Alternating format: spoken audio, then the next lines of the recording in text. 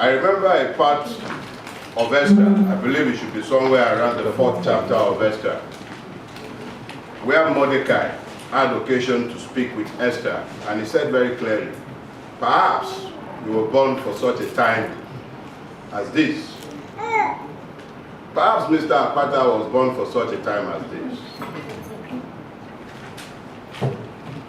Mr. Ogunlano was very clear and trenchant in making clear that as far as the Ramimba is concerned, we do not consider him the proper person to lead the NBA at this time. But that is the idiocy of the human being. We always assume that we see beyond the limit of our sight. So we work on the basis of our prejudices and our biases. And on those bases, we eliminate and we choose. It is very easy for anyone to see me with my crazy dreads. All right, so I appear a little distinguished today. I'm wearing a blazer, something I haven't worn in a while. But we tend to get fooled by the cover of the books that we find when we browse through the libraries. I hope Mr. Akpata will surprise you. You see, the beauty of living in a dark land is that it's very easy for light to shine in darkness. Mr. Akpata has become the president of the Nigerian Bar Association at an epochal moment in the history of this country. Nigeria is dying. I am fond of pointing out the fact that we have normalized insanity. And it is very easy to laugh when I say those words. But it is the truth. And all you really need to do to confirm the veracity of my statement is to step outside the precinct of this place where all of you are pretending to be sane. Yeah, we keep up appearances. We all pretend to be sane. But our reality will suggest that we are merely lying to ourselves. We cover our insanity with nice clothes. We cover it with our vacuous religiosity. And then we tell ourselves that somebody else is going to deliver us to El Dorado. I sat down there and I listened to the president-elect. And he spoke extensively, at least to an extent, about the need to address the welfare of the Nigerian lawyer. Only a fool will argue against that. He is completely correct. But as the learned silk had pointed out, and sir, may I say so, you dignified the office of the silk in Nigeria. There aren't too many for whom to say that. Thank you. Now, you spoke about dealing with issues concerning our members. Here is the truth, my brother, and please do tell it.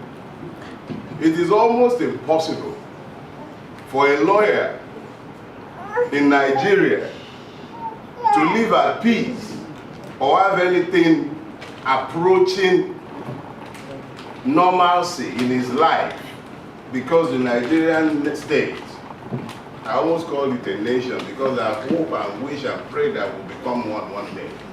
But the Nigerian state is at war with itself. So if Mr. Akpata is going to rise to the occasion in this season, yeah, not all of us are going to be mad. Some of us are going to have to speak like rational beings. So it is always nice to have the like of Mr. Akpata to speak to those who might not find themselves overly angry about him talking to them. Because some of us have too loud voices, you know, we speak a little too harshly. Perhaps he might be the one that goes to speak the Dogon Turenchi whilst we are busy being crazy wherever we need to be crazy. But the fact of the matter is, this is not about the Nigerian lawyer. Nigeria is dying. That is the objective reality we all need to wrap our minds around. Now, the second issue that I have sought to deal with is about how charity must begin at home. There's no charity anywhere, so you can't take any into the home. Nigeria has become like a sewer. You walk through that sewer on a daily basis and the fecal matter sticks to you. It sticks in your brain, it sticks in your nostril. No matter how much you scrub yourself, the fact of the matter is that we have all become acculturated to madness. And we have become almost inept, almost as if we can't see it. But you know something I found? Every system is designed to produce something. Every system. A system was designed to produce this, to produce that, and each and every one of the items you see in this room. You cannot take the system that was designed to produce this and turn it into one that is capable of producing this. It's not possible. Everything is designed for a purpose. When a country is designed without purpose, beyond stealing and putrefaction, you see the insanity that you see in the Nigerian space. Who are the designers of Nigeria? Bandits. The likes of Obasanjo designed Nigeria. Babangida designed Nigeria. Abdul Salami designed Nigeria. Bola Ahmed Tinubu is designing Nigeria. Akpabio is designing Nigeria. And we are telling you, please, this is not about your class. I do not need them. What you need to do is wake up in your space and speak your truth. This country is dying. It's dying. The easy recourse is to begin to speak in secessionist voices. But the reality is that those secessionist voices are merely distractions. It takes you away from what you should be talking about, and that is how to rescue this country from the 1 or 2% that have enslaved all of us. We are not in a democracy. If you call it one, then it is a feudalized democracy, where you elect your emirs and you elect your sultan. The class is the same. They are all princelings. They cross party lines at will. This is not about reforming a system. What you have before you is a liberation struggle.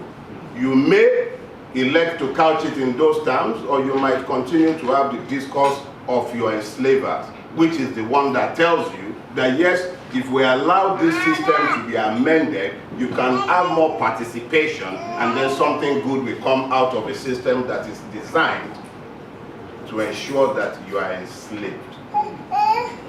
You might like your chains, and there are several reasons to like them sometimes. Some of you live in nice prisons, in Ikoyi, some of you in Lekki, some of you in the GRAs down the road.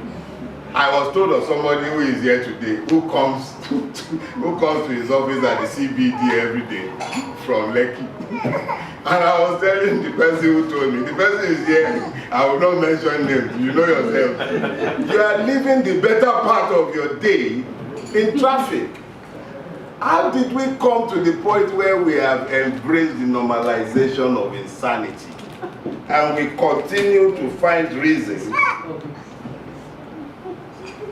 to make it sound like it makes sense. Poverty has been weaponized against our people, and it began with the weaponization of ignorance. As I have said before, and I'll say this and close, thank you for your time. But remember this, light shines brightest in darkness. If Nigeria is in darkness, it's because you are all refusing to shine your light. There are reasons to refuse. Oh, if I shine my light, they might put it out. They're going to die anyway. You know what keeps me asleep? And I sleep very well. I sleep very well because I know that in a nation of liars, I have dared to tell the truth. I will achieve immortality, if only for the simple reason that I refuse to be the same as everyone else in my space. I'm going to try and see if we can gain immortality as well. The only thing that is certain for each and every one of us is the fact of our mortality. We will all die. But what we say, the things we do, how we live with our fellow men and women, will be remembered long after we are gone. I thank you very much for your time, for your attention, but I will be most thankful to you if you left this place today knowing one thing in your heart. Where we are is not normal. We need to turn around. You won't die twice. And you know something else? Somebody is foolish enough to kill Dele Farotimi. It would only make me immortal. I look forward to it.